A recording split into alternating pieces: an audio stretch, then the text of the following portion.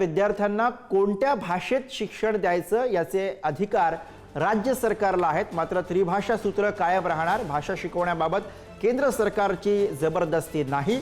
केंद्र सरकारने त्रिभाषा सूत्राबाबत आपली भूमिका स्पष्ट केलेली आहे। 3 पैकी 2 भाषा या मूळ भारतीय असाव्यात यावर केंद्र सरकार ठाम आहे। डीएमके खासदार वीएम माथेश्वरम यांनी संसदेमध्ये प्रश्न उपस्थित केलेला होता आणि यावरती जयंत चौधरी यांनी उत्तर दिलेलं आहे। 8व्या वर्षीपर्यंत पहिली भाषा मातृभाषा विद्यार्थ्यांनी शिकावी, 11व्या वर्षीपर्यंत दुसरी भाषा शिकवावी आणि तिसरी भाषा ही 14व्या वर्षापर्यंत शिकावी, असा याबद्दलचा उत्तरामध्ये माहिती देण्यात आली आहे।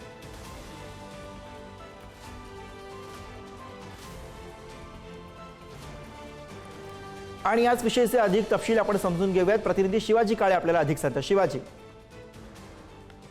आता अलीकडच्या काळामध्ये आपण पाहिलं तर 3 भाषेच्या विरुद्ध मोठा वाद खास करून तमिळनाडू आणि महाराष्ट्र या 2 राज्यांमध्ये पाहायला मिळाला।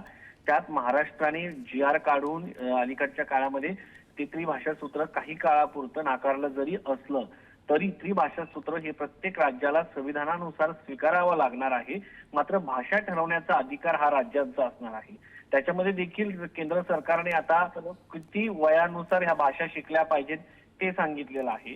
साक्षर होण्याची जी भाषा असते मूलतः ती मातृभाषा किंवा त्या राज्याची भाषा असते असं केंद्र सरकार म्हणतंय। आणि दुसरं म्हणजे दुसरी जी भाषा प्रावीण्य करायची आहे ज्यामध्ये 8 वर्षाच्या आतमध्ये साधारण 2 भाषा येणं अपेक्षित आहे। पहिली भाषा येणं अपेक्षित आहे जी आपल्या आईची भाषा आहे। दुसरी भाषा आहे जी इतर भाषा आहे त्याच्यामध्ये ती 11व्या वर्षापर्यंत यावी आणि तिन्ही भाषा 14 वर्षापर्यंत याव्यात असं या ठिकाणी अपेक्षित लक्ष ठेवलेलं आहे।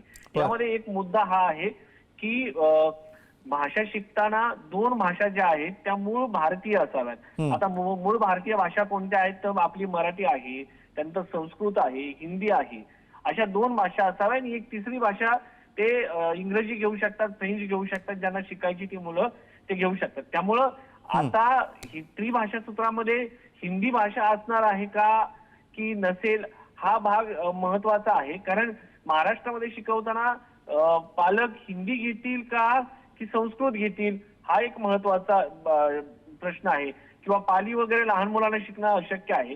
त्यामुळं त्या दृष्टिकोनातून आता ही भाषा ही हिंदी असण्याची दाट शक्यता आहे। कारण महाराष्ट्रामध्ये हिंदी आणि मराठी या देवनागरी भाषा आहेत त्यामुळं विद्यार्थ्यांना समजण्यात त्या सोप्या आहेत। आणि दुसरी गोष्ट म्हणजे दुसरी भाषा शिकण्याचं वय हे 11 वर्ष ठेवण्यात आलंय प्रावीण्य मिळण्याचं। 11 वर्ष म्हणजे 6व्या वर्षी समजा मुलगा आपला पहिलीत गेला तर साधारण 5वी पर्यंत दुसरी भाषा त्यांना येणं अपेक्षित आहे। आणि दुसरी जी तिन्ही भाषा आहेत त्या 14 वर्षापर्यंत येणं अपेक्षित आहे। तर 7वी ते 8वी पर्यंत या तिन्ही भाषेचं प्रावीण्य मिळणं आता या सगळ्या याच्यामध्ये नवीन बरोबर थोडक्यात त्रिभाषा सूत्र कायम राहणार अशी स्पष्टोक्ती सरकारकडून करण्यात आलेली आहे। धन्यवाद शिवाजी या सगळ्या सविस्तर माहितीसाठी।